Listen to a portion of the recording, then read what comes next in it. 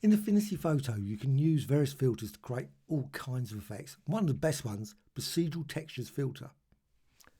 You always need a layer, so go to layer and new layer, and you need to fill it with something. It needs to be filled with white or green, etc. So edit and go down to fill, and then just add custom color or primary color and click apply. Now you've got a layer. With that, what you can then do is go to filters and colors and procedural texture. So procedural texture, select that.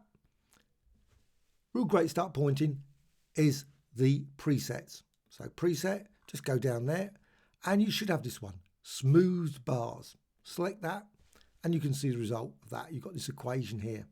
Now you can modify this. You can modify the equation as well, but also you can modify the bar count. So you can just change that, maybe go for fairly narrow, say 3840.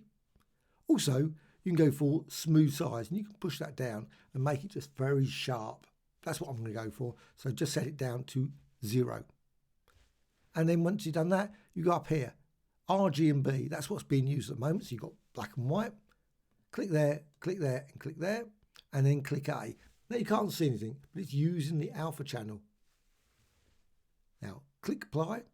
And again, you've still got nothing until you go down here, bottom of layers. So layers panel, you can find that in the window menu. And there's effects at the bottom. It's like in Photoshop, you've got layer effects, all those sort of options. But effects, just click there. And you've got bevel and boss, you've got loads of them. But you can click there, 3D. Straight away now you can see, you have actually got something there. So you can change the radius, boost that up. You push it up fairly large. You don't have to push it too high, but maybe something like that. You can also modify direction, so you can see you can change that and create different designs simply by modifying the direction. You can also click add shadow, make sure it's highlighted, and then you can see this panel and you can set offset, etc. And again, you can create different column designs, 3-dimensional column designs, sort of like that.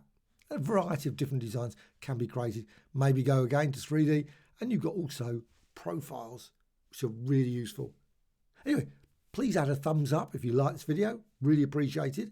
Also, please subscribe to the channel, always adding new tutorials all the time about Photoshop, Affinity Photo, Designer and many others. On with the video. So click close. So once you've done that, you've got this. Well, you can use this with various filters. And I'm going to go for filters and down to distort, and I'm going to use mirror, but you could use others. Shear is really good. Deform is great with this. Variety of different options, but mirror. So mirror, now number of mirrors, I'm just going to increase that. And you can see just by putting it to 3, you get this lovely effect. Now you can put it obviously to 4, you get a different effect like that. Now I don't want that one, I want that one. Nice triangle. Now you could go for 6. So let's go for 6. That's another one as well, but 3. With 3, click apply. And now what you can do, if you've got 2.4, 2.3, you've got this brilliant feature that's a duplication. So make sure you select the move tool. That's the key thing, move tool, and then press return on your keyboard or enter key. So press that.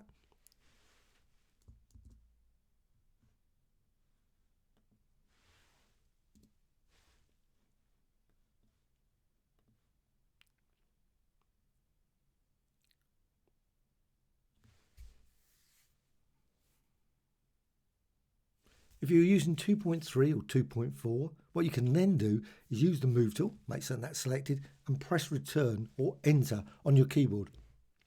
So do that, and this panel will pop up.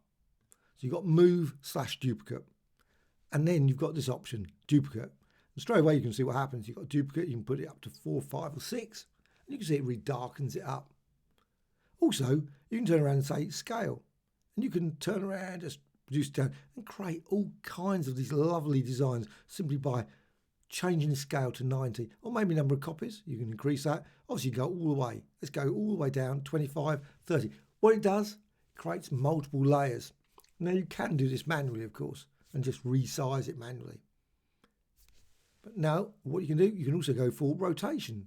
So rotation, you can now go for the option. Now, fortunately, you do see, of course, this effect here, but this now zooms in to center. I'm just going to quickly rotate maybe a bit more, say 6, 5, just vary it and click OK. And you can see what happens. It generates all these layers And there is the end result. You've got this lovely sort of design whirlpool going straight into the centre, swirling around, and all the pixels, you can modify them individually, of course, as well. But also what you can do, which is a really great thing, I think, in Affinity Photo compared with some applications, you can actually select all of these layers. So all the layers can be selected, and you can click Effects. And then with that, you can go here to 3D, and you can say, oh, you know what? I don't want that setting, the radius setting. I can change it for all of them. And you might decide, you know what, that gives a better result. Or maybe the direction. Just change it, tweak it. Now, the response is not super quick. I'm not saying it's instant. It's lots of layers. It's got a process. So you have to wait a few seconds just to see it builds up to what it's actually done.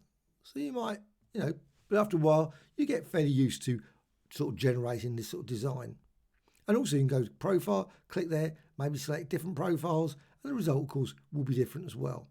And you can tweak and change other things. You've got light source, you can add, you've got ambient colour here as well. So click there and maybe go full red. And you can see as you do that, you can get obviously a red design across the entire layer set. But you've also got gradient overlay and other options as well. And click close. And there you have it. Very quick design with lots and lots of layer effects applied to this procedural texture design. Hope you found this of interest. Any questions, please let me know in the comments below. Bye.